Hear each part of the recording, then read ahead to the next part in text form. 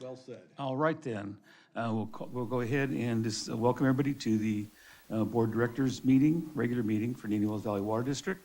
I'm going to officially call the meeting to order at 4:31. And who would like to lead the pledge today? Would you do it, Lauren? You've been gone a while. I'm going to ask you to do it. Oh, there he is. Ready? Begin. Pledge allegiance to the flag of the United States of America and to the republic for which it stands, one nation, under God, indivisible, with liberty and justice for all. Thank you. I know. With that, the roll call, please. President Kaczynski, Present. Vice President Zanamon, Present. Director Boyd, Present. Director Griffin, Present. Director Rotora. Present. And the posting of the agenda. The agenda for today's regular board meeting was posted on Thursday, February 8th, 2024. All right, conflict of interest declarations. President Kaczynski, None? Vice President Zanamon, None, but that being said, I must inform you that I am an employee of the federal government. However, that being said, any opinion I might express tonight is mine and mine alone and does not necessarily reflect that of my employer. Thank you. Director Boyd, I have none. Director Griffin, I have none. Director Rotora. None. Thank you. And so I'll open up for public questions and comments in a closed session. And unless there's anybody on the phone, I guess not. I don't see any. So with that, we'll go ahead and end this open session 4:33 and proceed to closed session. Thank you. Good job, President.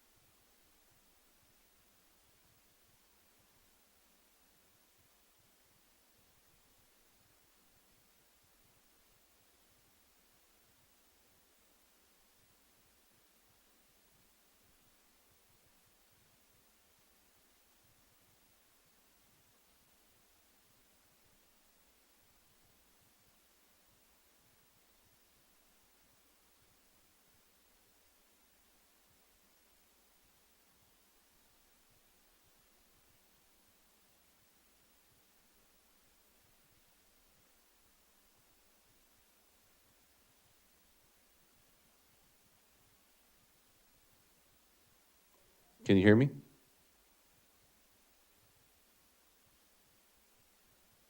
Hi, David. This is Jason. The meeting is still in closed session, so if you just don't mind holding for a little bit longer. Thank you.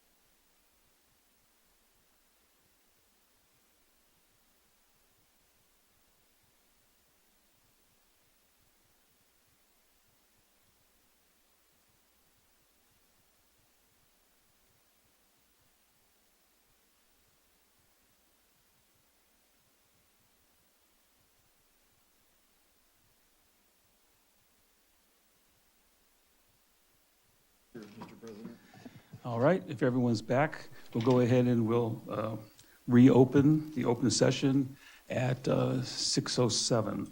And with that, Jim, would you announce? The board met in closed session on the items under the agenda. No action was taken. That requires disclosure under the Brown Act. All right, thank you. Next on the agenda is public questions and comments. This portion of the meeting is reserved for persons desiring to address the board in any matter not on the agenda and over which the board has jurisdiction. However, no action may be taken by the board of directors on any item not appearing on the agenda. Non-agenda speakers are asked to limit their presentation to 5 minutes. Public questions and comments on listed items on the agenda will be accepted at any time the item is brought forth for consideration by the board. When you're recognized by the chairperson, please state your name. Thank you. Any public comment tonight?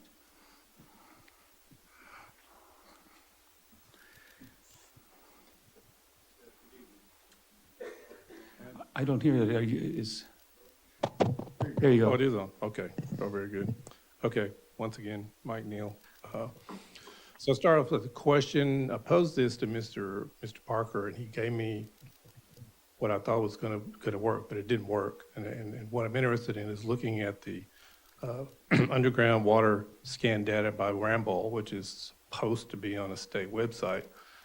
And I got on there, and they've got stuff from all over the state, but they don't have the Indian Wells Valley as of the date of that initial test they did here. So if anybody on the board's got that info, or I can access that, I'd like to take a look at it. You've got engineer's curiosity going here.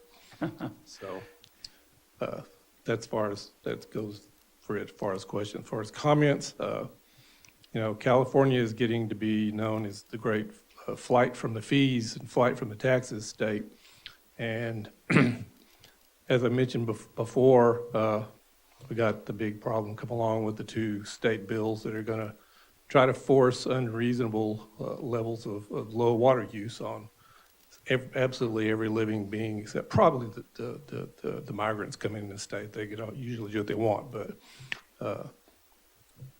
that in conjunction with the need to bring down water use, I've mentioned before, I think that the board should look at some means of doing some very advanced information dispersal about these bills and what but we know what it's going to end up being. It's going to end up being there's no way people are going to bring their water use down to those levels, and the state's going to impose fees or fines on the water district, and then the water district's going to raise their fees or rates accordingly.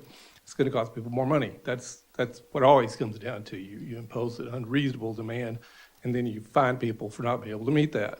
So if we could use the water smart data to get more people to conserve, we stand a lot better chance of not being fined quite as much in the coming years. And you have that at your disposal. You've got that as a tool, and you can go do some reasonable conversations with people who obviously got a lot of grass, are using a lot of water, and just let them know. You don't have to pressure or make them feel beat down upon or anything, but let them know that, hey, this is coming your way.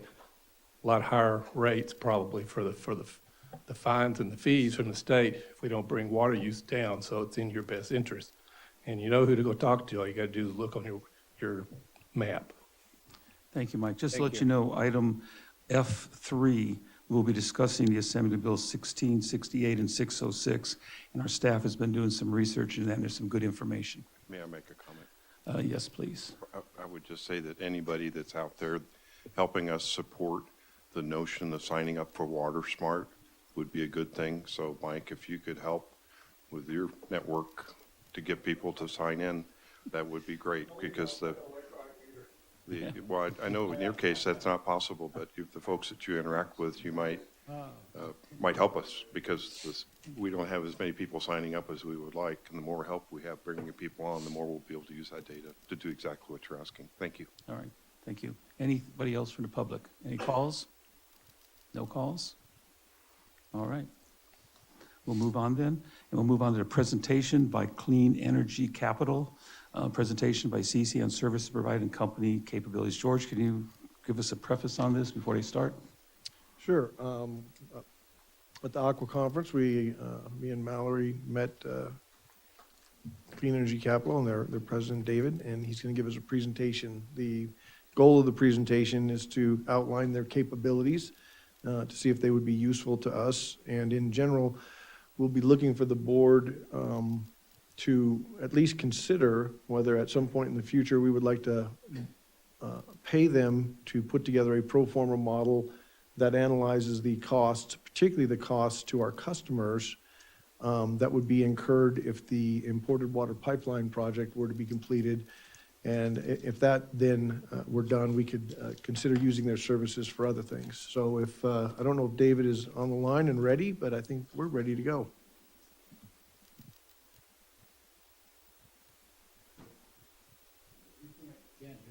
We can't hear anything. I think that's an echo repeating George. That's just Oh, okay, all right. Thank you.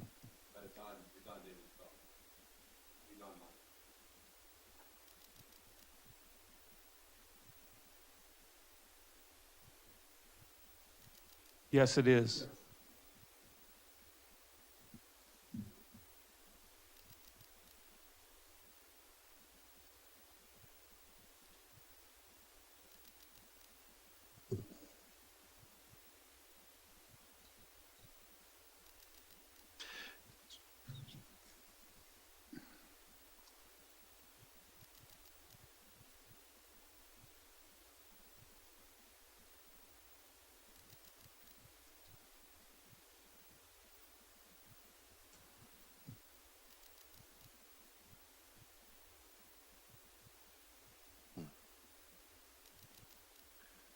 Okay, next slide.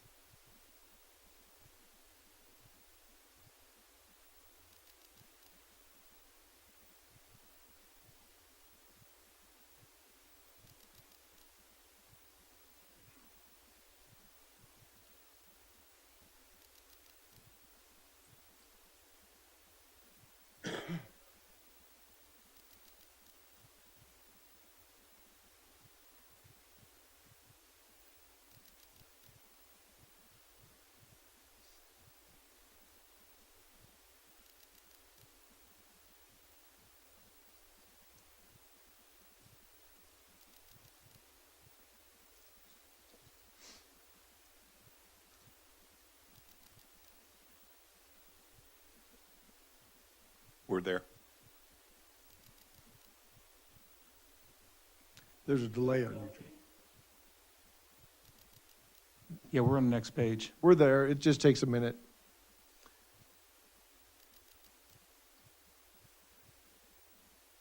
Sorry, we're showing slides.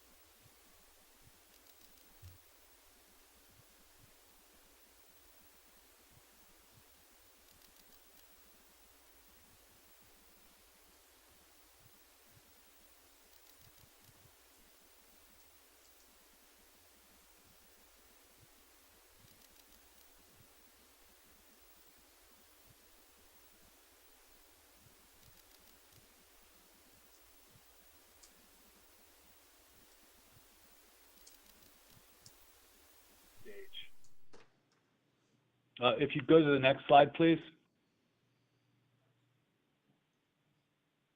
And this is my last slide, so thank you so far for your patience.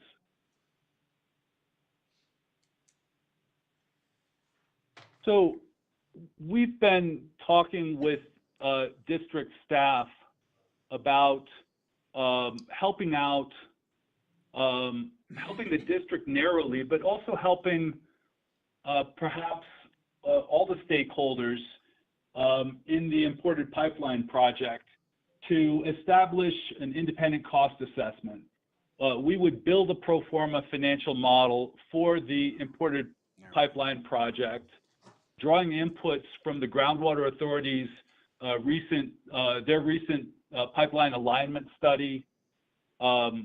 We would supplement that with clean energy capital estimates, for example, for borrowing costs. And then we would use that model to calculate annual cost and unit cost for the project. And with those cost structures to estimate ratepayer impact on district ratepayers.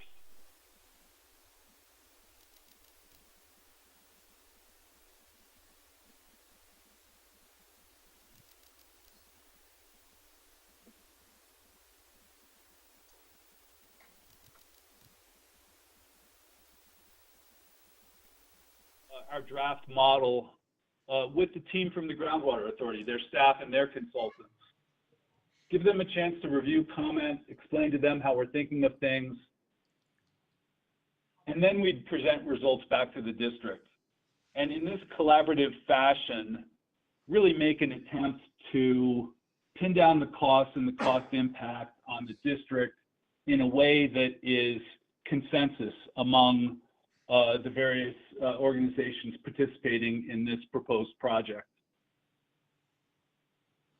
We put on this sheet in the upper right, I put on this sheet, it says key cost sensitivities, and I think these are the kind of some of the variables, some of the important variables that we would set up in the pro forma model so that we could look at low and high values and see the cost impact. And one is the cost of imported water, and what I mean there is the water transfer, the cost of water transfer from the transferor to the transferee. Throughput volumes, annual water through the pipe is a key variable, obviously, for unit cost. We will model additional district costs associated with receiving water through the imported pipeline project and then distributing that water in your service territory. Level of public benefits funding, another key variable.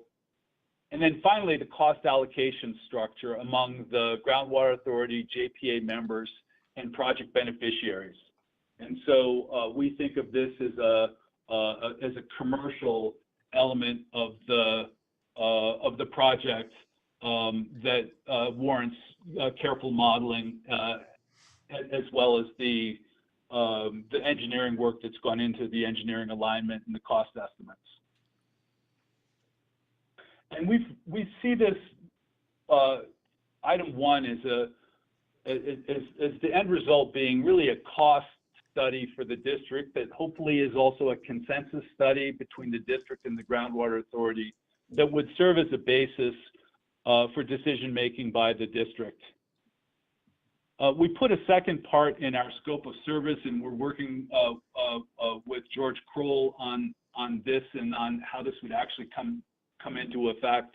And that's to assess and compare modifications or additions to the current Groundwater Authority project, the imported pipeline project as proposed, and to develop cost estimates for alternatives in order to, again, inform district decision making as far as next steps that best serve the objectives of the groundwater basin, but also the objectives of your ratepayers. And so with that, President Kaczynski, I'd love to pass back and would be certainly pleased to take any questions.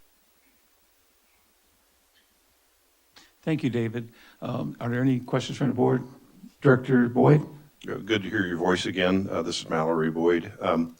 One thing I might ask to underscore a little bit, if you would, one thing that got my attention when we met down in Aqua is that you guys are a fiduciary, which to me, if that's used in the same way that financial advisors or the financial industry uses fiduciaries, this would be the only estimate we'd be receiving that does come with a clear lack of conflict of interest and other motivations. Am I understanding your use of fiduciary to be the same? Yeah, yes, it's exactly that. Thank you for the question. And it's something that we take really seriously and work hard to live up to, and our clients feel that we do live up to it. And especially in the context of a multi-agency project, to have the independence that we bring to an engagement, and then also the duties of care and loyalty, it really positions us to be, I don't want to say an honest broker because we're not a broker, but to be a honest and reliable and trustworthy third party looking at costs. Thank you. Thank you. Any other questions for the board? Director Griffin, looks like you have something? Well, maybe it's not for him. I just kind of have an in general question to get direction on where we want to go here. Is there a direction that we're looking for, or is there a cost on this? I really personally don't want to spend a lot of money trying to get a cost on a pipeline that's being designed that I don't support. So, Well, I think that's something for discussion of the board after the presentation. So if there's any questions on the presentation is what I'm looking for. Anything from the staff? Anything from the board? George, I guess then, I guess we're done. We had the presentation unless you have something more for David. I'm sorry, public comment?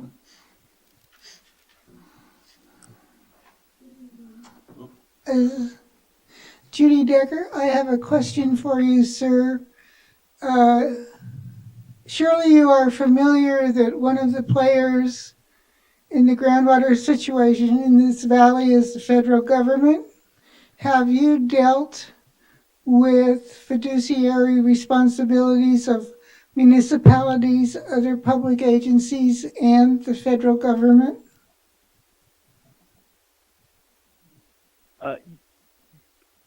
Yes,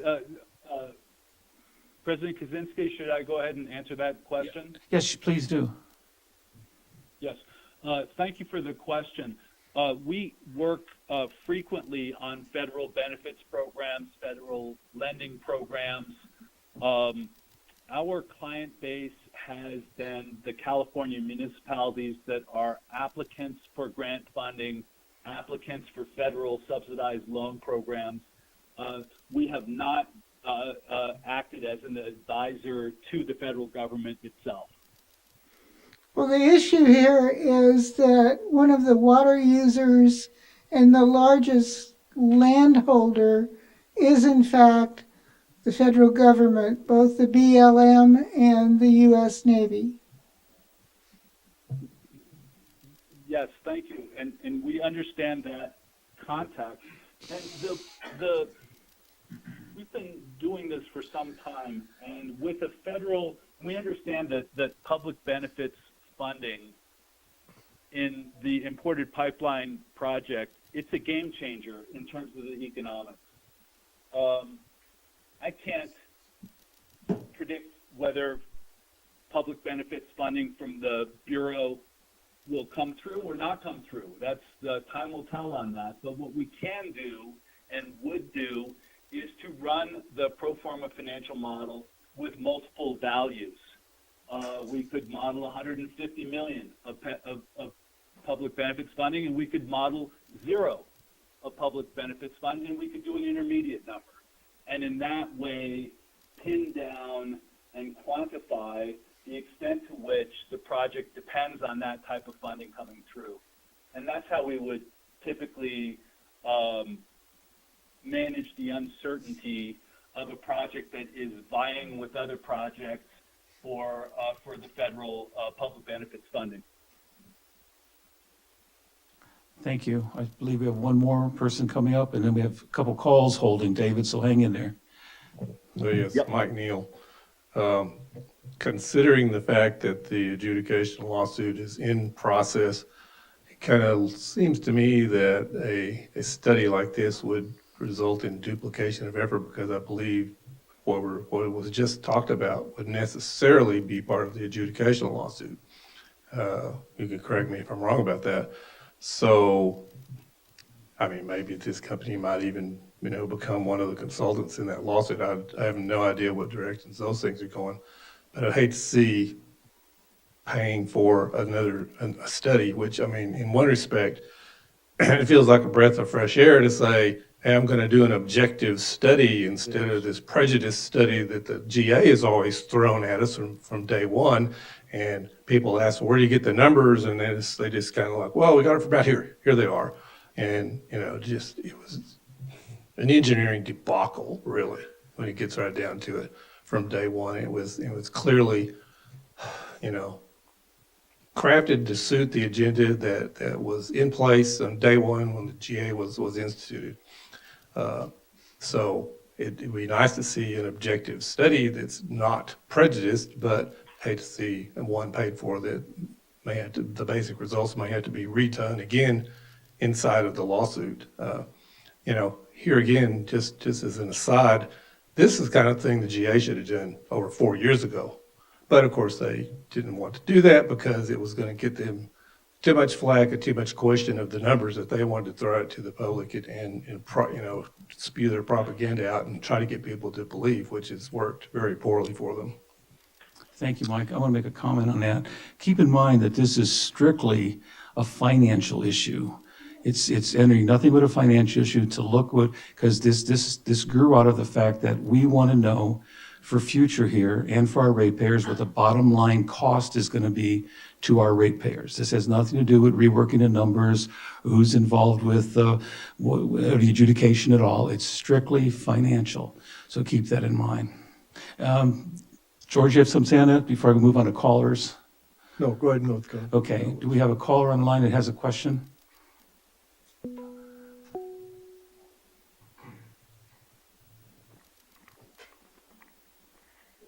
Hello, this is Renee Westova. Hello, Renee. Do you have a question for our presenter?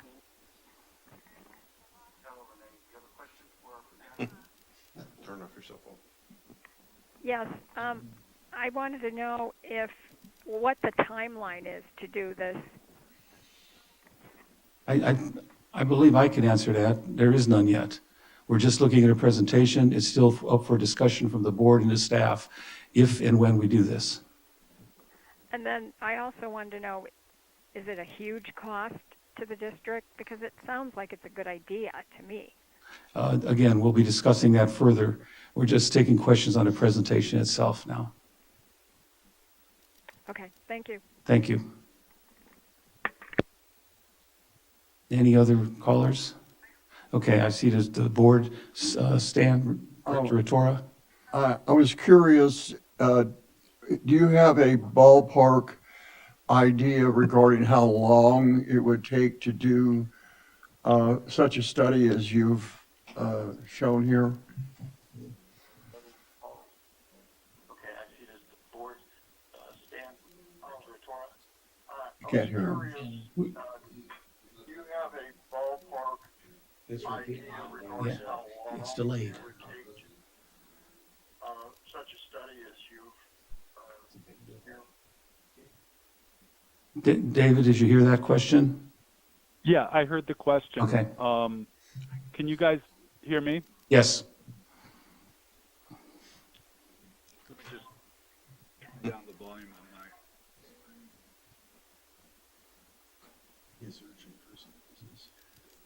my.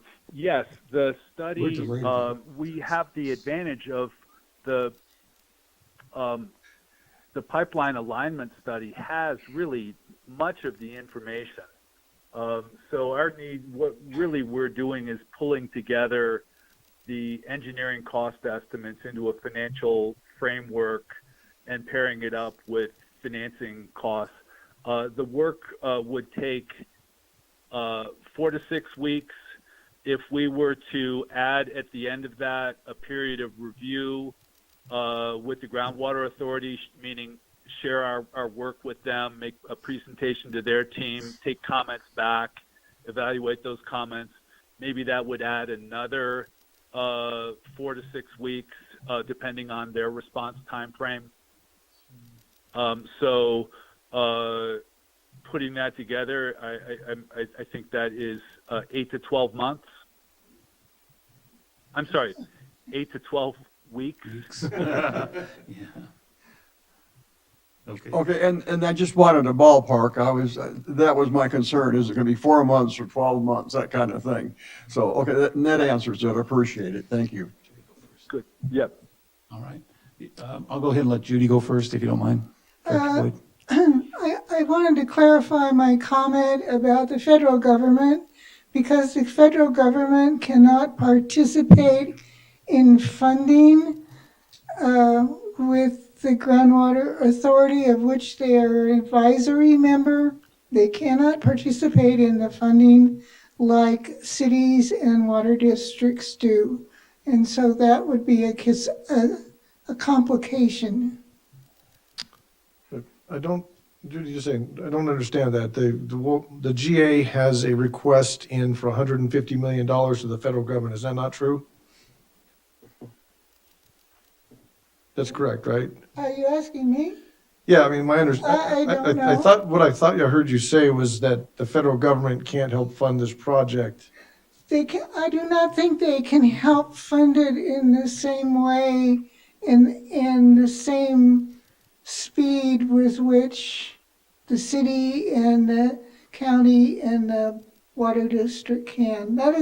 That's my understanding. I've never worked for the federal government. I just pay them every April, you know. Okay, thanks. Thank you. Yeah, and just for clarity, you know, I mean, we understand that the GA does have a request in for $150 million with an estimate of a little bit above $200 million for construction. And there are a lot of other unknown costs, and the board has asked me to look into this. I think everybody's wondering what this is going to cost. And David, correct me if I'm wrong, I think we're talking in the $20K, $25K range. I think that's kind of where the estimate started. Correct me if I'm wrong, David, but I think when you look at a project of this magnitude, that level of, 25K, when you're talking about hundreds of millions of dollars and, perhaps $5 to $10 million a year in O&M costs or whatever it's going to be if he actually runs the model, is a wise investment and a fairly small investment for the information that the board and the public would both receive. Thank you. And David, I know we're on delay here, so we'll let that question or that comment from George come through. Yeah, and hopefully. Yeah, I heard that comment, and that's certainly the order of magnitude that we've communicated to district staff. We've given a proposal of scope of service, and we've talked back and forth kind of to define that, but that's the right order of magnitude. So as George knows from our many conversations on the topic. Thank you. Director Mallory? Yeah, sorry, it was, my question is more, you made a comment, David, about most of the engineering drawings for the pipeline project are established, and it would just be a matter of going in and checking out, verifying the financial estimates and things. But my understanding is that we really haven't fully come to an agreement what would happen to the water when it comes into this valley. Is it going to go into a settling pond? Is it going to be injected? Is it going to somehow be treated directly and put into our pipelines, the water district pipelines? There's I think a big question mark still there.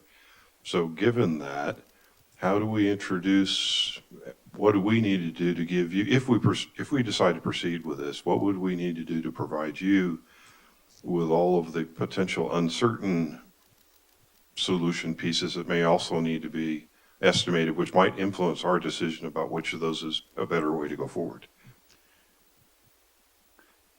David, do you Sure. mind if I respond, that's David? A great question. I'm sorry, am I interrupting? No, Don't let him go. I just want to make sure we get one question and one answer at a time. So go ahead, David. Yeah, the I had put down as a key cost sensitivity the additional district costs, and those are the costs of the district receiving water at the point of delivery for the imported pipeline project, receiving water and then conveying it to beneficial use. And I think that what we'll do to approach that is really think of it as a cost range. So if that is between X and Y $1 million of capital costs, we'll have a low case and a high case, and in that fashion, take some of the heat off coming up with a specific cost estimate ahead of the multiple engineering issues that would need to be resolved. So I think we use a cost range in that. It's an important item in the district's assessment of the project. So we'll treat that as a range and not let that hold us up on giving some early guidance to the district about cost. Okay, thank you. Yeah, I was just going to add, I think what we had talked about at the staff level was let's start with the pipeline as the GA envisions it, which is going to be sort of our baseline. And then the district, if it warrants it, you might find out that you don't need to go much farther than that.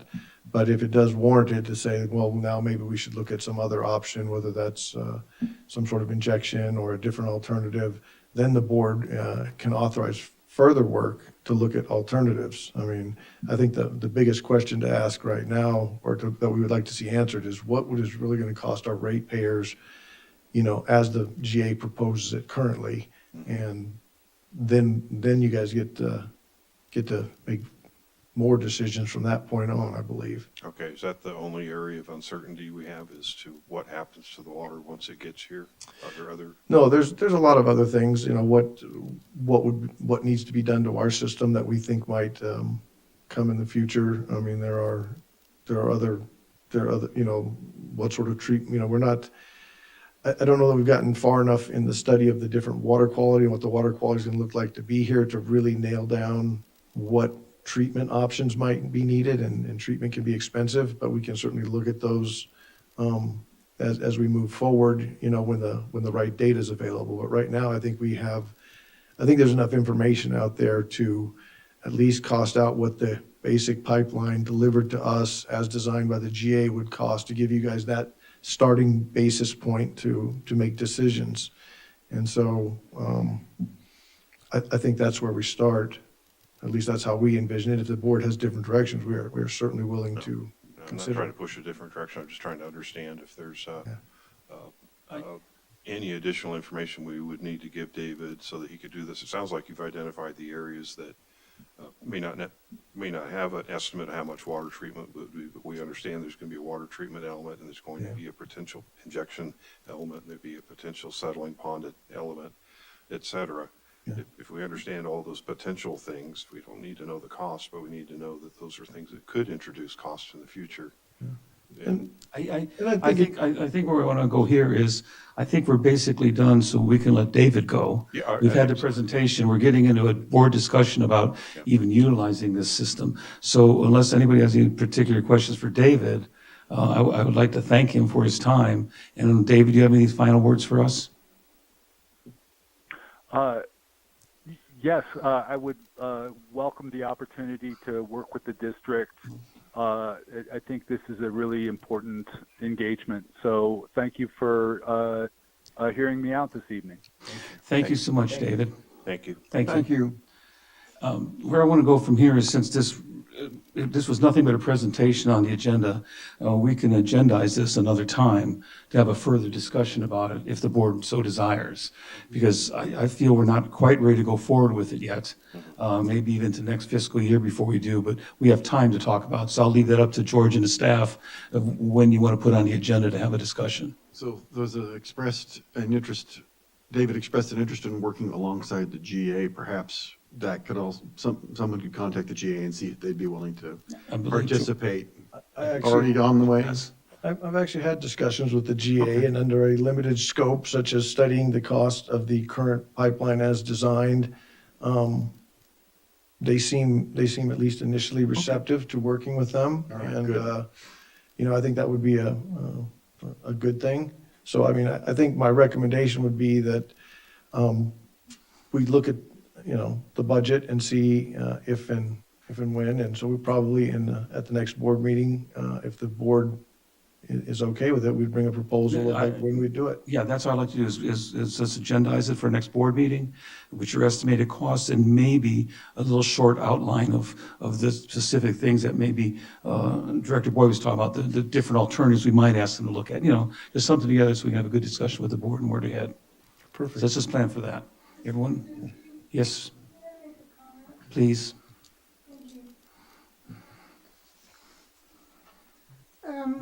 I have a recommendation for you as board members, that you get yourself a little bit educated on what has already been discussed at the GA, excuse me, about this pipeline. For instance, the pipeline, if it goes in, and that's the goal, will be 53 miles long or something like that. And the water will have to be treated because it's traveling through a pipeline at such a great distance. It could be distilled water and it would still have to be treated when it got to this end. There are other factors regarding the pipeline. The use of the water, the use of settling ponds, for instance, is another issue. You need to educate yourself. There was a strong discussion for more than a year with the Stetson staff over settling ponds, and this is when they were talking about using recycled water. And again, I tell you to do your homework and discuss it with Chuck Krieger. Chuck Krieger did an extensive percolation test in the Southwest before the district started using the Southwest well field. And you'll find out just what happens to water when it's put in a settling pond in the Mojave Desert. It doesn't reach groundwater. Well, thank you. Thank you. The board and the staff are aware of many of those issues you mentioned. In addition, the material they use to treat the water is not compatible with the materials that we use to treat our water, and it would have to be treated in order to remove those materials first. Furthermore, it's surface water, and the district would have to undergo a process of achieving all of the certifications necessary to handle surface water. So I assure you that we're aware of those issues. Thank you. And for clarity, I did use the term settling pond, but what I meant were alternatives to the way that we would receive the water. It may not make logical sense to have a series of metal tanks that may not be enough to deal with the peak flows that we cannot anticipate as we understand the pipeline right now. I hate to interrupt, but I really need to end this Work it out. because this isn't agendized. We have to have it on the agenda Fair enough. for discussion. Thank you. Next time. So we're going to move on. All right, let's move on to the consent calendar. This is approval of board meetings, minutes, and accounts payable. Approval of minutes from January 8th board meeting, January 12th special board meeting, January 18th special board meeting, and February 5th special board meeting, as well as the approval of the accounts payable disbursements. Do I hear a motion to approve? I so move. I second. I have a motion and a second. All right, any comments from the public? Anything for the board? With that, I'll call for the vote.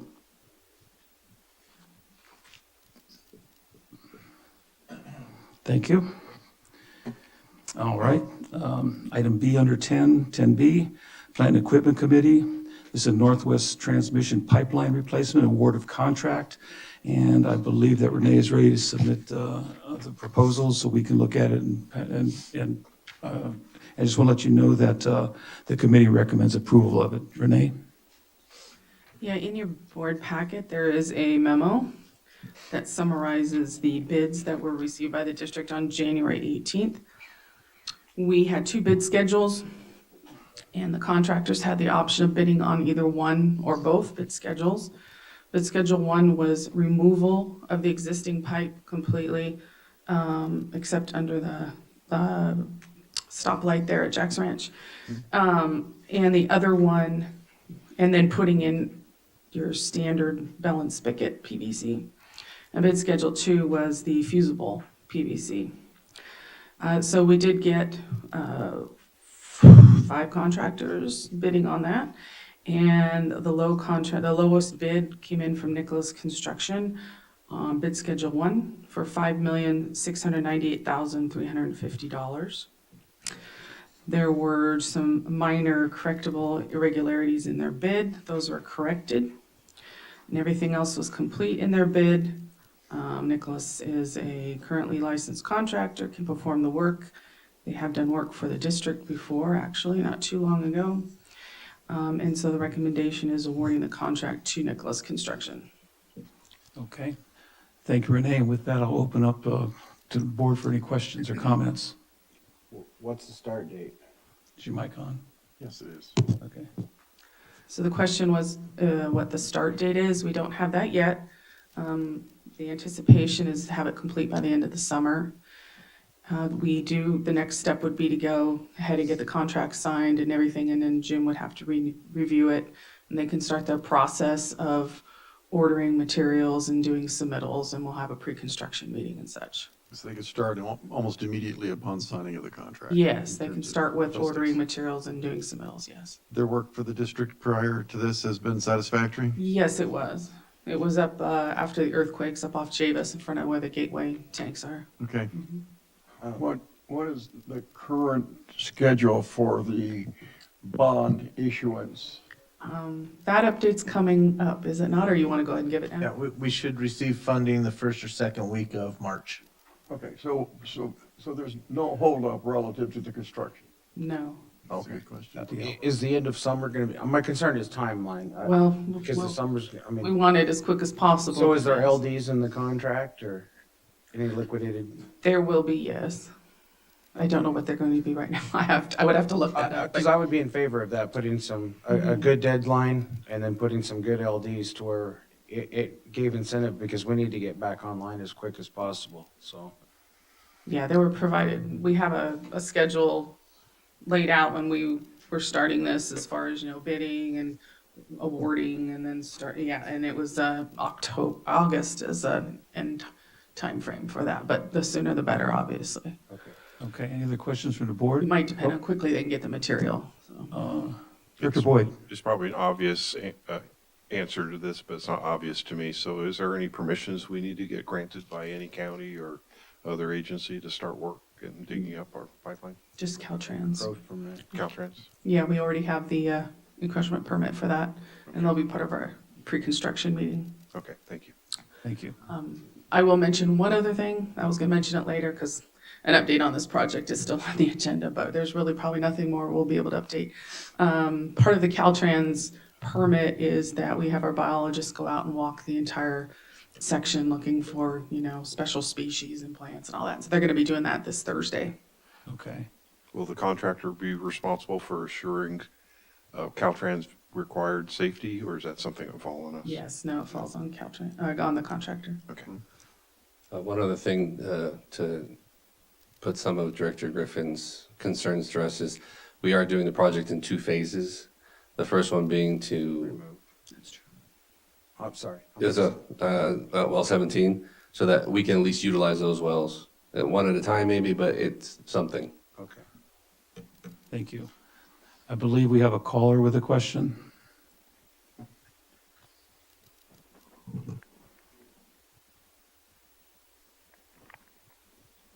Okay, Hello. caller.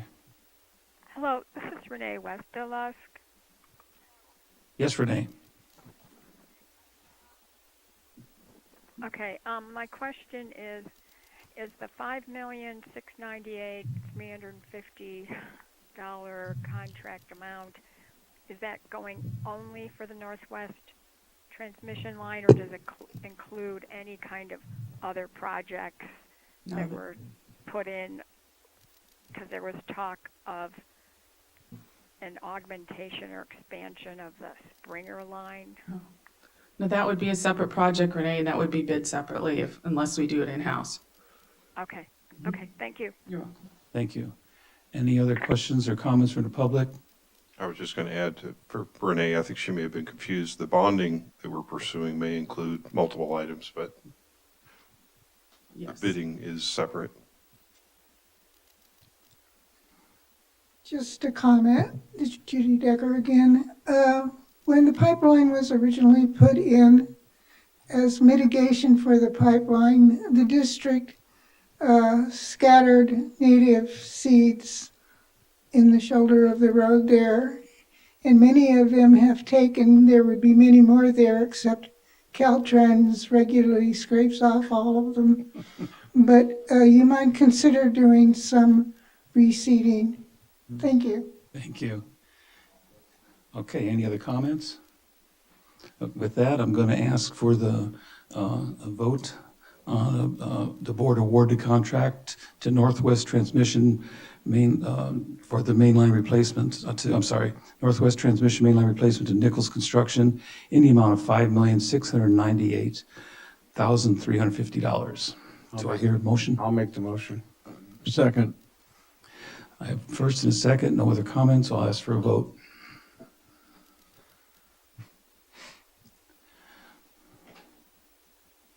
Okay, thank you. It was unanimous, yes? So move ahead. Thank you. Next, Administrative Executive Committee, we have personnel manual changes. The board, the committee is recommending that we approve the proposed changes. This is, all the changes were made around the change to the 410 schedule, unless there's something different, George, about that manual. I think that was it, besides a few theirs and theys that were changed. Yeah, there were some administrative type changes consistent with California law, but the primary changes were in fact for the 410 schedule, and that modified a number of things, including travel, reimbursement, and a number of other things, but primarily moving the district into the 410. Okay, thank you. Any comments from the board on this? I was looking at the staff report, and I actually didn't see an actual staff report, but my question is, I assume we've spoken with the employees or the representatives of the employees, and they've given a go-ahead? That's correct. So the answer is yes? Yes. Yes, okay. All right. Any other comments? Okay, as I said, the committee recommends approval of the proposed changes. I make a motion to approve the personnel manual changes as proposed. Thank you. Second. Thank you. I believe that this is just a voice vote. I thought I did, but public comment? Excellent. Yeah. No public comment, okay. So now I'll call for the vote. He's ready over there.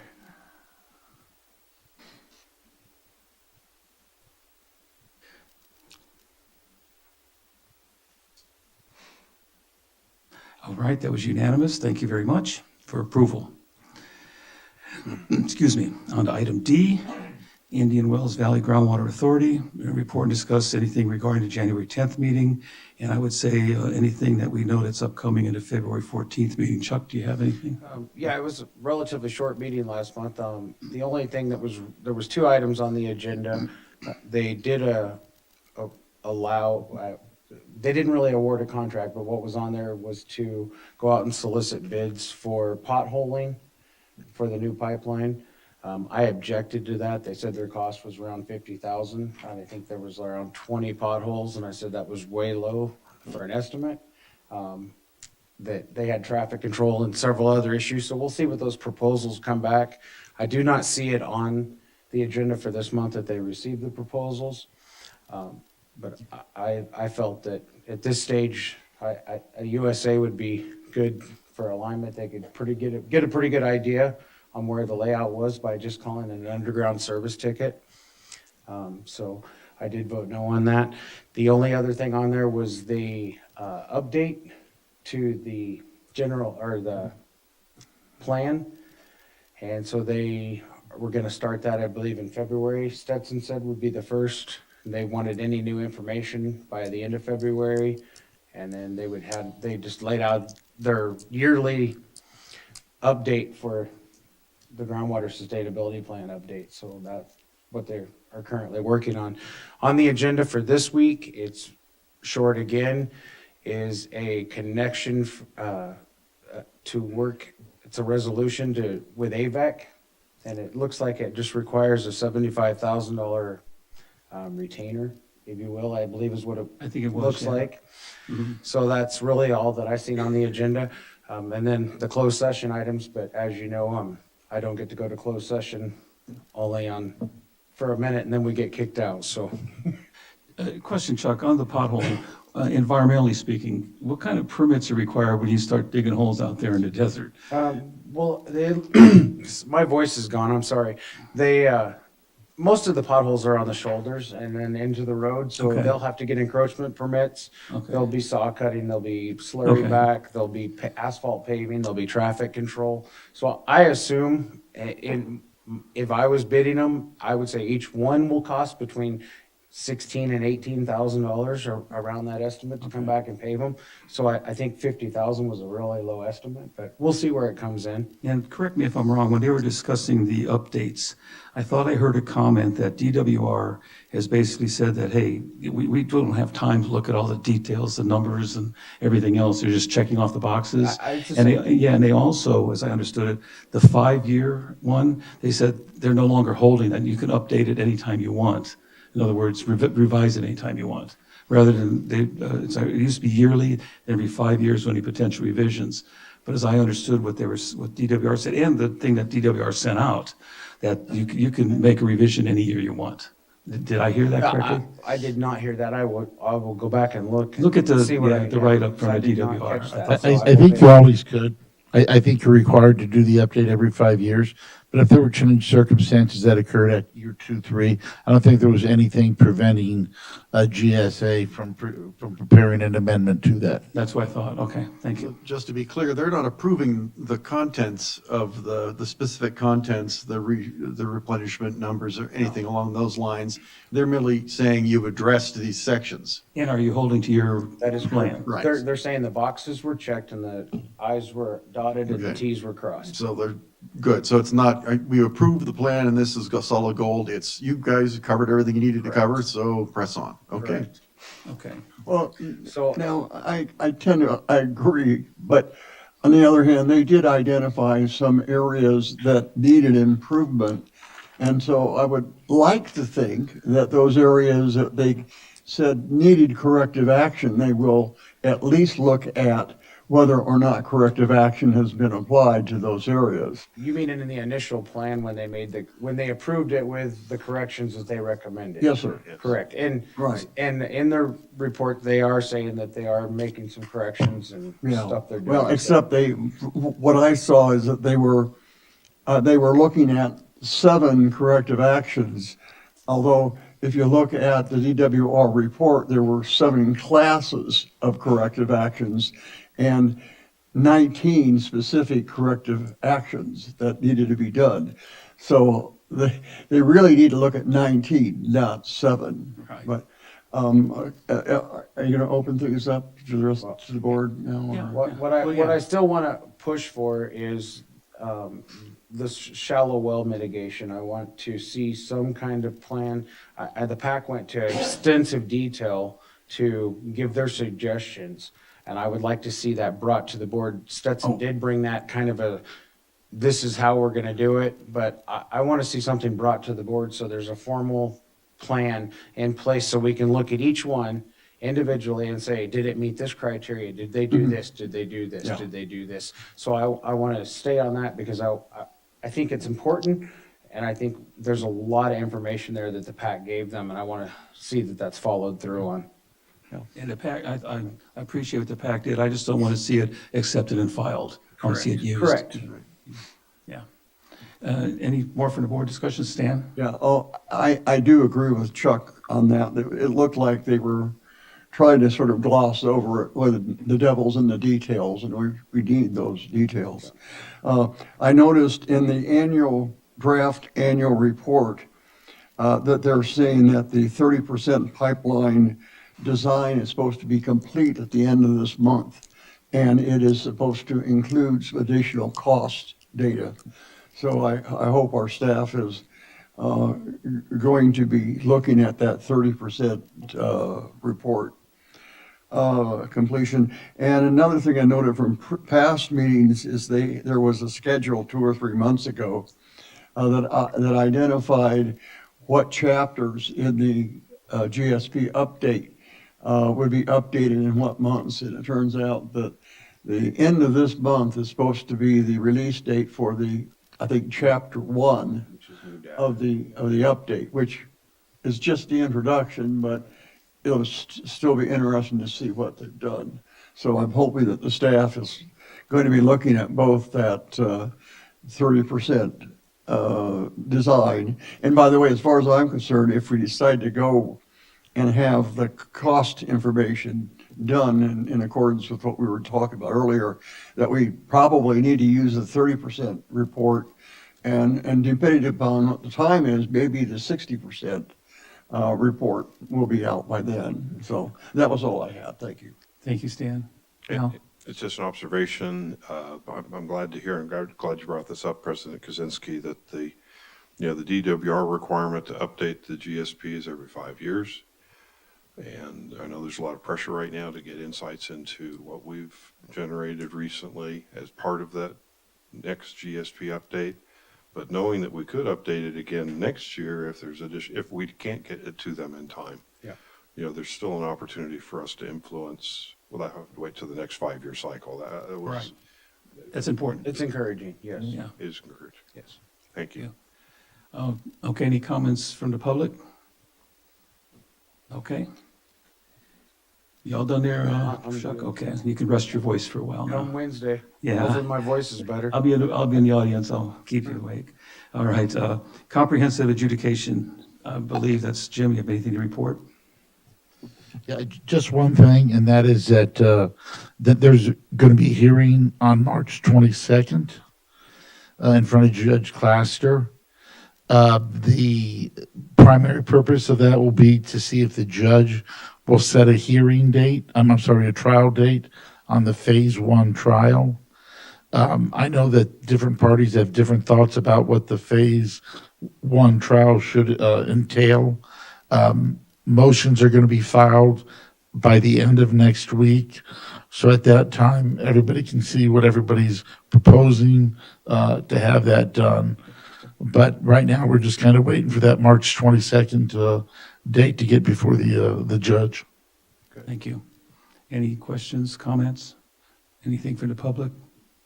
All right, we'll move on to general manager. And Mike, thanks for sticking around because item 3, we'll discuss what you were about, the state mandates. Okay, next slide.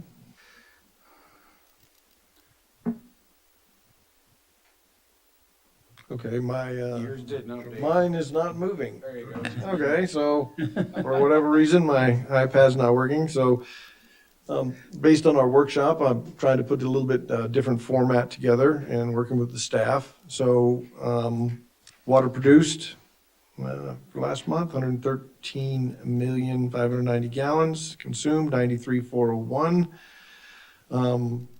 That's 11% commercial, 4% other, 85% residential. We had an estimated loss of 600,000 gallons total for that month. We did have one reportable injury, and that employee is currently at home, and our amazing personnel folks are working it. Yes, question? Hate to interrupt you in the middle of your presentation, George. Could you include your description of what would fall into the estimated loss? Is that like loss, leaks, or does that include other things than leaks? I think I would defer to Jason. It's mainly flushing and water loss at the well during the startup. Thank you. Thank you, Jason. Water loss at the wells when they're started. Okay, so. Thank you. And those are important things to understand about how the system works. So conservation, I went back to 2007. I thought this was important to look at because that appears to be the highest year that we had in consumption, 9,198 acre feet. And, in 2023, we were down to 5,224 acre feet. That's a 43% reduction, and can't highlight enough like where we've come from where we were. And this is This is accompanied with a modest growth in population over that time period of about 4 or 5%. So if you compare it to 2013, we've reduced 30%. In 2020, we've done 16% since then. So, amazing conservation efforts by the citizens of Ridgecrest, the Water District, and, everybody's to be commended on that. And you'll see some interesting data on that in a couple of slides. Always want to bring up Water Smart as well, 26 conversations, 18 field visits, and, to keep that, even though that our estimated loss is not primarily through residential leaks or commercial leaks, every drop counts. I have a quick question on that. The water leak the city experienced for the irrigation on Downs, was that well water or was that water they purchased from us? That's from us. That's from us. Do they belong to Water Smart, the city? They have the ability to. If that's been leaking for a long time, they would have seen it. So if anybody from the city is listening, sign up for Water Smart. All right. Good plug. Okay, next slide.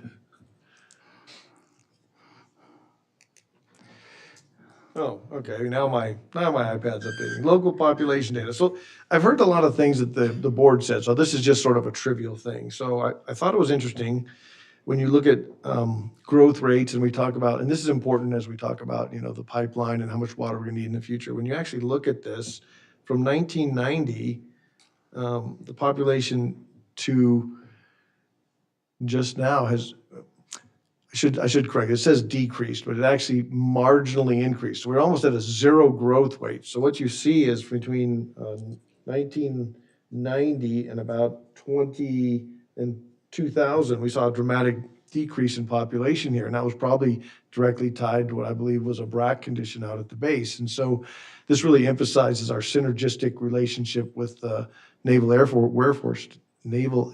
Warfare Station, and how that our population really comes in ebbs and flows with their mission. And so, I think it's something worth looking at and studying as we look at population in the future when we're doing future rate studies. But I had heard the members of the board comment on a number of occasions that this sort of arbitrary 1% growth rate, well, that would have been 30% growth or 34% growth, and we see essentially zero growth. So things worth noting about our local community and understanding how it goes. So I thought this would be just some interesting trivia for the board. Thank you. Thank you. Okay. Next slide. Public outreach. So we have the Economic Outlook Conference coming next Thursday on the 22nd. I will see you all there. The Home and Leisure Show is coming up March 16th and 17th, and we will be there. Nothing really significant to report since the last board meeting.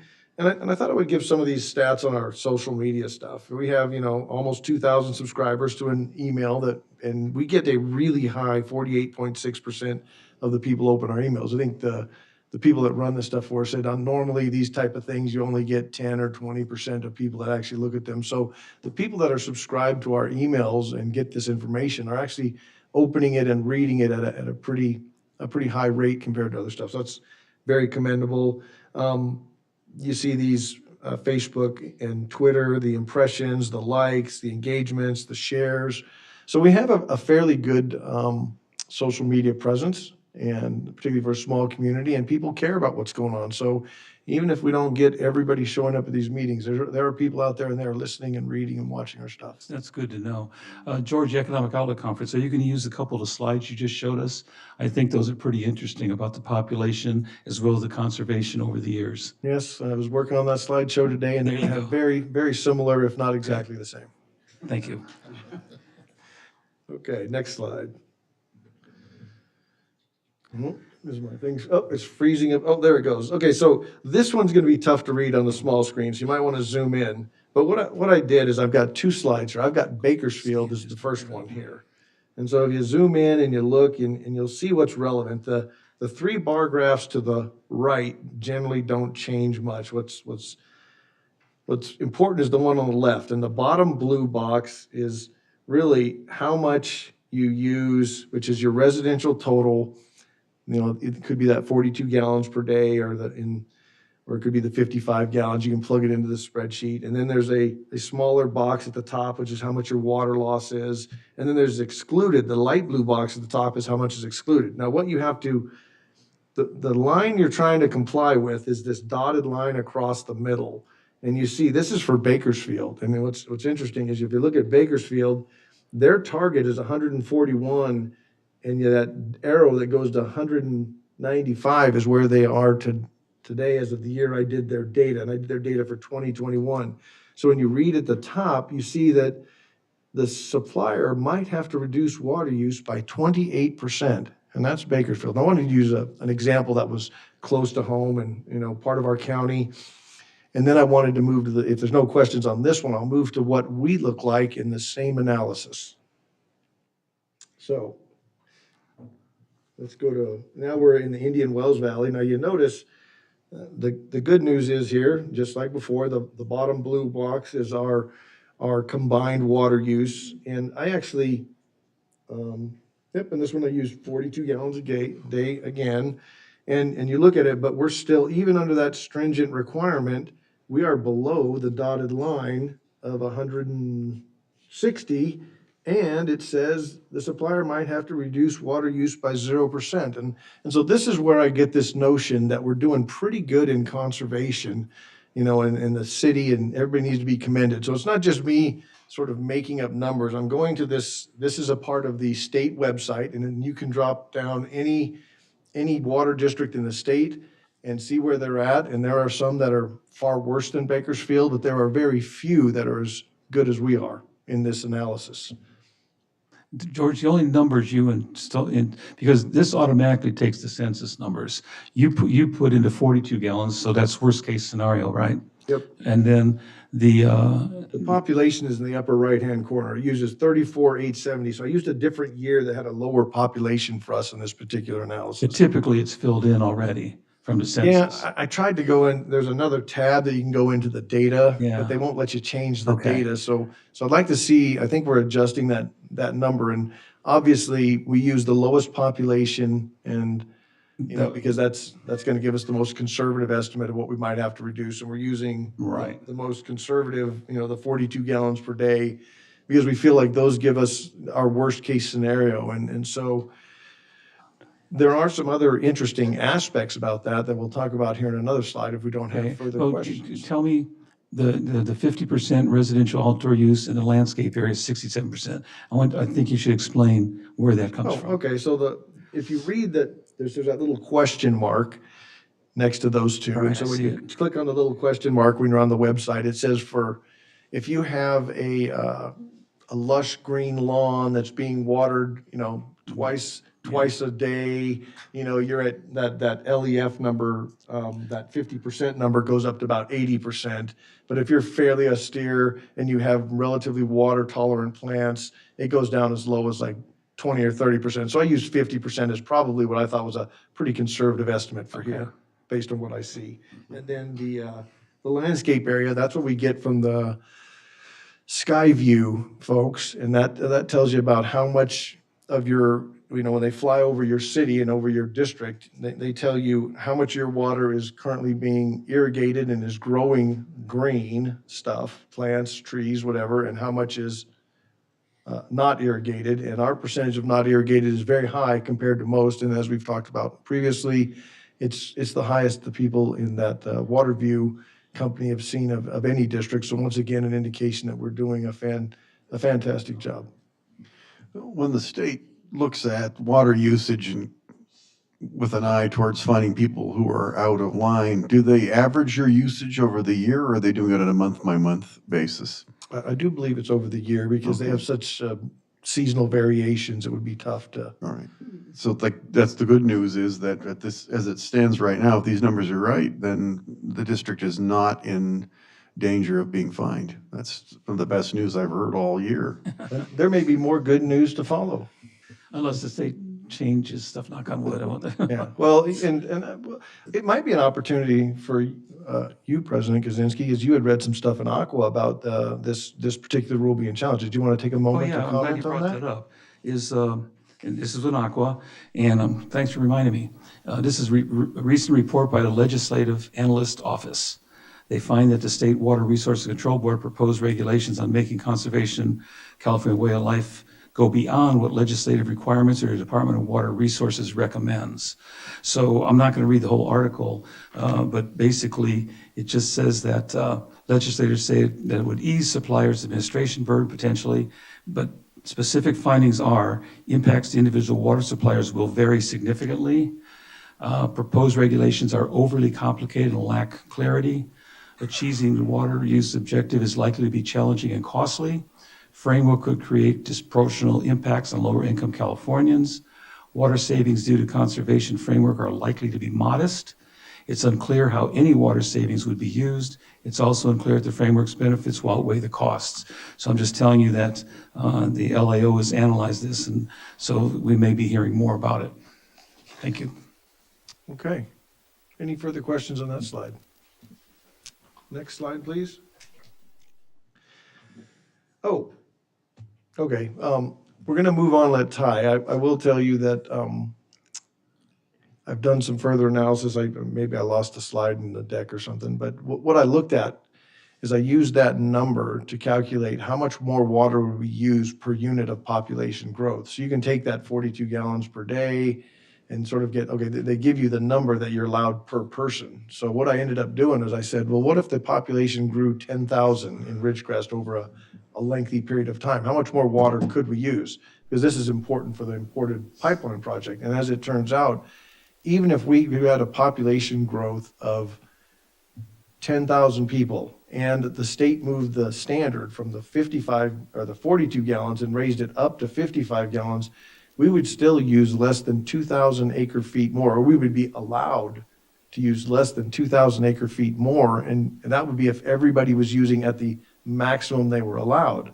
So what this does is it gives us a way to sort of baseline how our growth and how the growth with the city will be limited by this particular regulation, and we won't be allowed to just go up to 9 or 10 or 12,000 acre feet of water use a year because this regulation is not going to let us. And that's important because it also gives us a way to sort of predict how much more water we would use. Now it would, a 10,000 population growth in Ridgecrest is about a 25% growth. And we saw over this previous slide, we've grown 0 in the last 30 years. So how much more water do we really need as we move towards 2070 is the question we want to answer. And I think the answer, as you look at these combined regulations and how much growth we've experienced and the way we're tied to the base, is that we're not likely to need a whole lot of water as we move into the future unless something really unusual happens and our population were to grow dramatically in an unprecedented way. Good stuff. Thank you. Okay. And I think I will turn that over at this point in time to Ty to talk about a special topic of EVs, unless the board has further questions for me. No, anything from the public about any of this so far? I knew Mike would have one. You waited for this part. Yeah, well, this is short, but you throw numbers out in front of engineers, they get their calculators out. So I got mine out, and the numbers we were just presented as far as what the current district water use is, and if I recall properly or correctly, I believe GA allocates the district 4,500 acre feet, maybe it's a little less. Well, based on current usage, to get to where we're not even, the district's not even paying a replenishment fee to the GA, we only need to go down 16% from where we are now, or look at it another way, another 7% from where we are a number of years back. Yeah. So now, of course, that poses an interesting question, seeing as how Searles Valley is refusing to pay the replenishment fee. What's the GA going to do when they're not getting any replenishment fee from the water district? Which, joys my heart. Maybe they'll decide they need to go away, but, they're pretty tenacious about sticking around and making life hard for us. So. Thank you, Mike. All right. You want to proceed? Okay. Ty. All right, since we don't have enough state mandates coming down, we'll talk about this one too. So electric vehicle mandate went into effect January 1st of this year. It applies to any state or local government agency in California. It applies to vehicles that are greater than 8,500 gross vehicle weight. Excluded vehicles being emergency vehicles as defined in the California Vehicle Code, which does not apply to us. And certain two-engine vehicles such as our vac truck or something like that. Okay, next slide. What electric vehicles do you have to purchase? Battery electric vehicles, hydrogen fuel cell electric vehicles, near zero emission vehicles, which are plug-in hybrids that achieve a minimum all-electric range, though they don't define what that electric range is. Of course not. Hybrid electric vehicles, not the plug-in ones, are not considered zero emission vehicles. So those would not count. Okay. Next. And it's worth noting that Chevron just shut down all of its hydrogen fueling facilities in the state of California this week. What you really need is to go back to horse and buggy. I was thinking bicycles, horses, and buggies, yeah. They're gonna outlaw them because. Burros. Burros. Yeah. Interesting to note, in Anne Brand's Atlas Shrugged, that is in fact what happened to the population. So go on, Ty, which your slides. All right, so there's two different methodologies that the state has proposed to meet these requirements.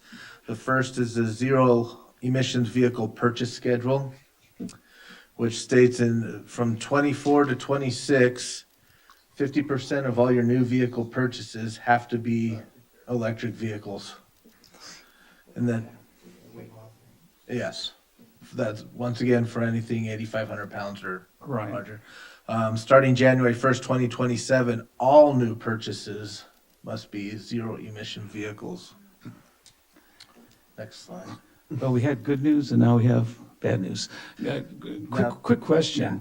If you had to do a rough estimate of number of vehicles, you probably even know pretty close what it would be that we'd have to go electric on. It just depends on when we want to replace them. Well, I mean, let's just say we did them all. All of them? Worst case. What do you think? Not that I'm advocating it. I just want to get a feel for the cost. So based on the second bullet, we should have a policy that says we're not allowed to total any vehicles. So probably 10 vehicles and they run. Oh, the electric for what you're going to need will be easily in the $100,000 range, easy. And then, of course, charging stations. Charging stations. And then you're going to have a truck with a diesel charger on it so you can go rescue all the trucks all the time. So, let's put it this way, millions of dollars. And then the $25,000 battery replacement every couple of years. So now some of the practical considerations, this is with the purchase, the methodology we're talking about right now. Right. So all your existing compliant combustion vehicles can be operated indefinitely. So what you have now can continue in operation. There is no useful life retirement requirement. Early application, if you're buying 4 vehicles and you decided to make 3 of those electric vehicles, that credit would carry forward. And if they're looking at this on a yearly basis for your vehicle purchases. So what was purchased within a fiscal year, half of that has to be electric. And there's a formal reporting process, it looks like, too. Yeah, we have to report it every year. I know. Can you use that, please? Now, the other methodology is an option is the milestones option. So you have to meet milestones as a percentage of your fleet. I'll show you a table in a minute what that means. Well, what that means is starting, say, for 2026, if there's a 10% requirement, then 10% of your fleet has to be electric by that time. It's not a purchase as you go. Not yet. You have to waive the right to statutory useful life of vehicles, which means once a combustion engine vehicle reaches 13 years, you have to replace it. You can add new gas or combustion engine vehicles as long as you're meeting the milestones. There's the 13 years we talked about. You can opt into this plan until January 1st, 2030, but then once you opt in, you have to stick with it. Let's see if it has a table.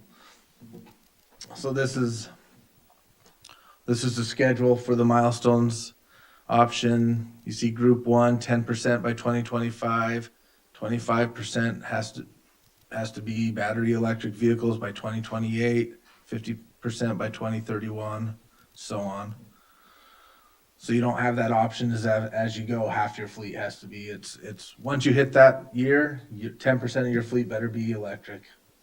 I think, I got to make a joke here. I mean, I look at this trash truck on the bottom and I think of our poor president and how are those electric trash trucks going to go out and collect everything in the rural areas of the county? Sorry, I couldn't. Carrying 8,000 plus pounds of batteries, It's- probably. Oh, my God. It's, I see Mike rolling his eyes, I'm just doing this. Interestingly, around the country, cities which have spent tens of millions of dollars on electric buses are abandoning the electric buses. Companies which were heavily invested in by the federal government that built electric buses have gone bust and are no longer in business, leaving a lot of other cities with the inability to get spare parts for their buses. And there's several spectacular videos out of France where you see all the passengers on the city bus bailing out of the bus as fast as they can go. Moments later, the entire bus is engulfed in flames. Oh, and it takes something like 10 times the amount of water to put out an electric battery vehicle fire than it does a You got regular to transport him in water, otherwise it might reignite. Anyway, he's got a last slide here. Okay. These are the extensions or exemptions. You've got infrastructure delay extension. If there is not a vehicle in zero emission format for what you need, if it's not available, then you can continue to buy the internal combustion. There's a daily usage. If it doesn't meet the mileage requirements or the power requirements of a normal working day, then there's an exemption. Mutual aid assistance reserves up to 25% of your fleet for mutual aid events. What else we got? Waste and wastewater doesn't apply to us. Non-repairable vehicle. In the case of an accident, you could replace with an internal combustion engine. I wouldn't count on that, though. I'm sure they'll find some way to tell you that that doesn't apply in your case. Backup vehicle exemption as long as it's less than 1,000 miles a year. And that's all that applies to us. So our thought, at least staff's thought, is we would go with the purchase option, and we'll just continue to refurbish our internal combustion engines as long as we can until either the mandate goes away or they're no longer. The grid collapses. Yeah, I think you're going to have trouble finding some of the vehicles you need that are made electric. Ford stopped making their F-150s. They're not going to make any electric vehicles anymore. GM is backing down. Well, an F-150 wouldn't even work for us because it doesn't have the capacity. Yeah, you have an F, yeah. But I'm just saying, in the F-Series, they're not making electric. Right. So I don't see anything on here that if you can't buy what you need because they don't make it. Yeah, I did a quick internet search and I couldn't find, I found like one electric truck that was over 8,500 GVW, which is sort of the standard. And that was, I think, the long range Rivian or something, but or it might have been the F-150 Lightning long range. But like you said, they're not being made. So you literally at this point in time, I don't think you could buy a F-350 equivalent electric vehicle at all. It just doesn't exist that I know of. So, yeah, and I know John Deere's working on a front end loader, but it's not available, and who knows if it would even live up to the daily use requirements. And of course, then there's the other requirement of charging stations, like I said, and can SC even supply the power we need when we need it? Because if you're plugging all this in, and the city's plugging all theirs in, In the school district. and the school district's plugging theirs in, I guess we're all gonna have our lights turned off. You had a comment, Director Boyd? Just a couple. I think your suggestion that we defer making any hard decisions on this as long as we can, because I think that all the realities of what is going to come forward if you try to early adopt this is going to fall. I want to commend Vice President St. Amand for confusing the issue with the facts. I appreciate you bringing those up. It's My pleasure. And the last thing, I take it the state has no money for this. If we were to say, by the way, give us a check for $3 million to do this, there's no money out there. There's no money. Okay, thank you. We might have a caller. If there's, Stan, did you have something before I take the caller, or are we okay? All right, I'll take the caller.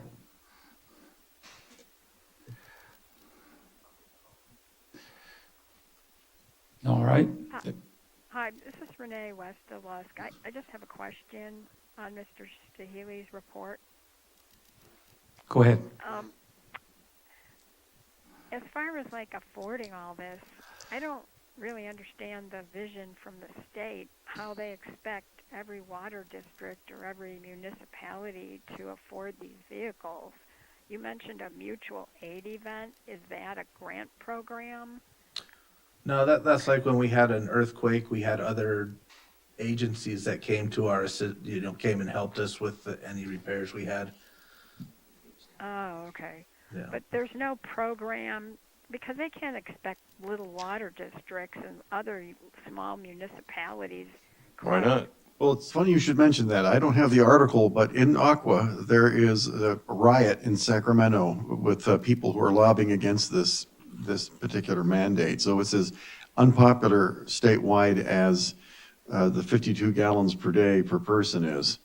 And it's not well thought out. Let's look at an earthquake. Let's say there's a regional power outage due to a natural disaster, an earthquake.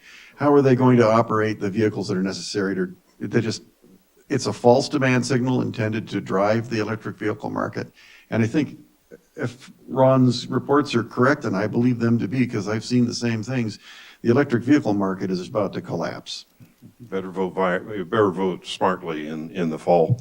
I had one last comment, President. They mentioned that emergency vehicles are excluded from these. Isn't it a time or two during crises that we are considered emergency services? Not according to the vehicle code. It lists out specifically fire, police, and medical services. Yeah, no, I understand that. I'm just wondering if there's an angle that currently it doesn't recognize it, but maybe there's a strategy that public agencies that provide services that are indeed critical, even though they're not recognized as traditional emergency. That's certainly something to bring up. Something to bring up, because if we had a crisis like we did when the 7.1 hit us here a while back, and half our fleet was not charged up because we'd used all the batteries during the day during its normal period, Right. and we had to go out in the evening and service, but everything's dead, we would have been dead on the wall. We wouldn't have been able to provide service. So anyway, it may be something eventually, maybe Aqua can help us, George. Maybe we can reach out for them and say, hey, this is a critical service that the water districts across the state provide. Nobody wants suggestion, because this one is, this regulation, I understand it has been passed and is in place, but certainly regulations get modified all the time. Because really the only other answer is we'll have, a whole bunch of diesel generators sitting here just in case we need them. Right. Yes. Which is, To help the clean air objectives. yeah, that's, Nobody wants to live in a heavily polluted world, but there has to be a better solution to the problem that's being offered here. Indeed. Director Santamon usually has the fun things to talk about, but I actually saw a photo that was in England, and it was charging stations out somewhere on a country road, and just behind it was a huge diesel-powered generator running. So I thought that was pretty funny. That was the only way it's the only way they could power it. Got to get your electricity from somewhere. Yeah. Go ahead, Mike. Not a whole lot more that can be said. No. Hasn't already been said, other than I believe this must have been a mandate dreamed up in an elementary school conference somewhere, because it's such nonsensical thing that I really would encourage the district to, I hate to ask you to take a lot of time on this, but I think it probably come off pretty quick. Write a letter to the state and delineate all the ridiculous things about trying to be forced into electric vehicles, and highlight what's already been brought up about, these things are dangerous. They can burst, they have. There's all kinds of evidence, videos, reports, everything. They're just sitting there, and then they just burst into flames, and they're self-feeding. You could throw the thing into a lake, it would continue to burn for a good while. The only way to make it quit burning is to somehow pour enough something on it to get its temperature down below combustion point. Otherwise, it's got everything it needs inside that battery to just keep burning. And they burn hot, and they burn just wildly. And God forbid, I get spooky about going into parking garages, and I don't know how to tell them, but I don't want to park next to an electric vehicle just because, who knows? And then all the other just engineering issues with they're so impractical that it's laughable to think that anybody of people with even half a brain could come up with some kind of mandate like this. And I think they need to see the pushback, see the letters being sent their way saying, this is just ridiculous, and it's impractical, bankrupting to agencies and dangerous to the public. Thank you, Mike. And to just mention, there are some garages I've seen signs on, especially smaller ones for apartments that say no electrical vehicles are allowed to park in them, and for that reason. Thank you. Okay, and I think did we beat this one to death? Any more slides on this one? That was it. Okay, well, the board asked for an EV update. That was action-packed and exciting. We all feel better, and we feel Thank you, David. we feel comfortable moving forward with we'll keep our IC engine vehicles running for a long time. So I'm perfectly happy now if you were to remove the electric vehicle mandate report unless something exciting happened. Well, that's why it was called a special topic. All right, very good. Thanks for the non-controversial presentation. Yes. All right. Okay. Moving on. Okay, who's got January 24 workshop? Is that supposed to be me? That's the general manager. That is me, boy. Well, I came almost prepared. You did really good on the first. Yeah, and then I'm just 25% gonna of this. follow my face right here at the end. That's okay. Let's see, updating costs and plans to the wastewater project. We've already talked about that today. Our plan is to get our consultant online at some point in the future. Just gonna dust off the. I have not followed up with LADWP on capturing water overflow yet, but I will get to it. Project priority list, based on FY '24 funding. I am working on that, and the board is aware of that. Deferred maintenance list, the board is aware of that also. Right. So That's an important one, at deferred maintenance. I Yes. think we need to make sure And that so- doesn't get very big. Yeah, as we move forward towards the FY '24, FY '25 budget creation, you'll see much more detail on these things. Great. Thank you. All right. Booster station project update. It's done, right? It's finished. The boosters, no, she's. I do have some pictures for you, though. Oh, good. We are in the final weeks. This is the inside of the building. You can see there's Oh, wow. 4 booster pumps there, 2 for the D zone, 2 for the C zone, and the very large, the electrical enclosure that took a long time to receive up against the wall there. And then you may or may not realize that there's holes, there's these areas in the ceiling and the roof there where you can remove those motors and pumps up through the roof. So there's some other, keep going. That's just a different angle, the same thing. And in the middle between them, there's like a spare pump can there in case we need it. Okay. And then there's some outside shots. Nice. So that is the south side of the building. Then there's still some concrete work you'll see on the next one, I think. No. So that is facing east. You see the generators sitting out there, front and the entrance door. And then on the north side, you'll see where the pipes come out of the wall there, go into the headers. And there's some concrete work that still needs to be done out there. Tomorrow, they're going to be, well, today the electricity was all completely disconnected, removed from the old booster station buildings. And tomorrow, the demolition will begin on those. And let's see, we have a final punch list job walk scheduled for Wednesday. So once demolition's complete, then the contractor will be working on all the punch list items. All right. And we expect to be done by the end of the month, but maybe beginning of March, we'll see. Unless we get a couple more big downpours. that's not- Well, yeah, that definitely slows things down. Yes, Yep. Nice, looks good, thank you. Yeah, it looks good, thank you. All right. I guess, Ty, you're up next, financial status? Yeah, get to listen to me some more. Through January, we have revenues of 8.8 million, which is coming in about 700,000 below budget.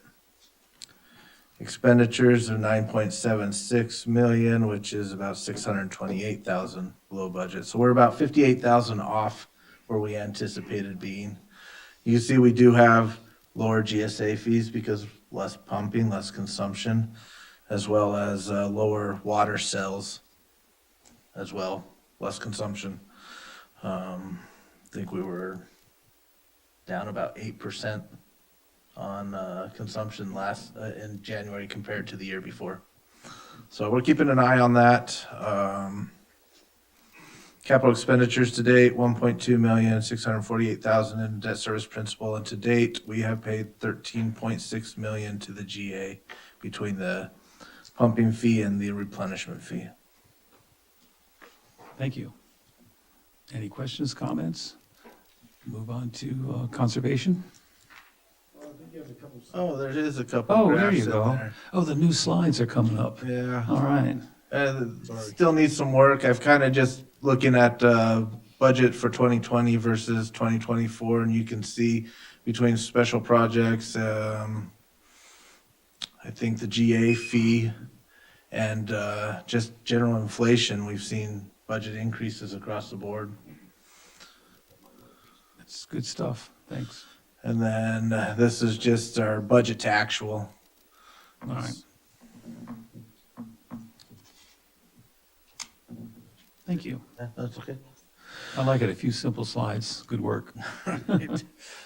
As far as conservation, for calendar year 2024, we are 0 across the board.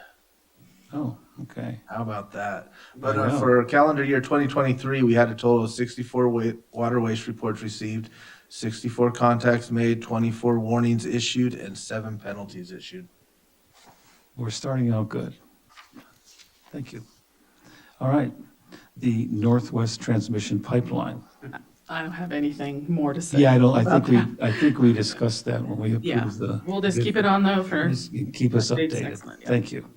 Arsenic treatment facility, anything to report? They're still offline. And we sent out the 50% checks to order the immediate and are awaiting dates from the suppliers so that we can schedule the delivery and begin installation to have them ready to go for summer. Thank you. You're welcome. All right. Operations, anything else? Mr. Operations? For the month of January, there were 5 repairs and 31 replacements, bringing our year-to-date to 7 repairs and 61 replacements. No valves returned. I'm sorry, in December in there.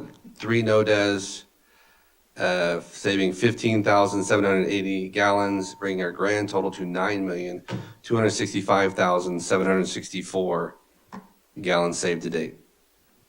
Great. How far along are we on the meter replacements? 50%? We're not at 50%. Okay. We're probably about 30. 30? Okay. Yeah. Long-term project, yeah. Well, it's a long-term project, yeah. Yeah, We do them as we have time. right. And it'll be ongoing. Right. Even when you get to the end, it'll be like. You're starting over. We'll be starting over, yeah. All right, just thought I'd As ask. you get to 100%, you go back to 0. You go back to 0 again. It's like that Golden Gate Bridge. As soon as they're done painting it, they start That's all over right, again. that's right. All right, any board comments, questions, anything from the public so far? Okay, Mr. Boyd? I wanted to commend the general manager and the staff for what I believe is a much improved presentation of material. I hereby take back anything bad I may or may not have said about George since he's arrived. It doesn't get past me. It ends right here, right? Yeah. Thank you, George. That was much preferred. That's Okay. Don used to just bubble my mind because he just throw the Yeah. numbers out and I'm writing down notes and things on all these sheets but having it presented the way you did made it a lot easier to Appreciate it. Jess. Without the staff, it never would have happened. So, and without you I guys, appreciate the that. workshop and everything. So, Yeah, good job, guys. credit to All right. everybody. With that, we'll go to board comments. Do you have any other comments? No. You jumped the gun on that one. Director Ratora, any board comment? Nope. Mr. Hademan? Well, I want to reiterate what Mal said. I think I really like this presentations that you've done. And I'm hoping that they're not as time consuming as generating them. As you update them, it might be a bit easier. But I think it's good for the public. They can see it. It's definitely good for us. There's no doubt about it. And I truly appreciate all the work the staff is doing, as I say all the time. And we're always getting surprises from places, and you guys handle them very well. Thank you. Any other comments, anything? All right, with that, we will adjourn the meeting at 7:51. Thank you.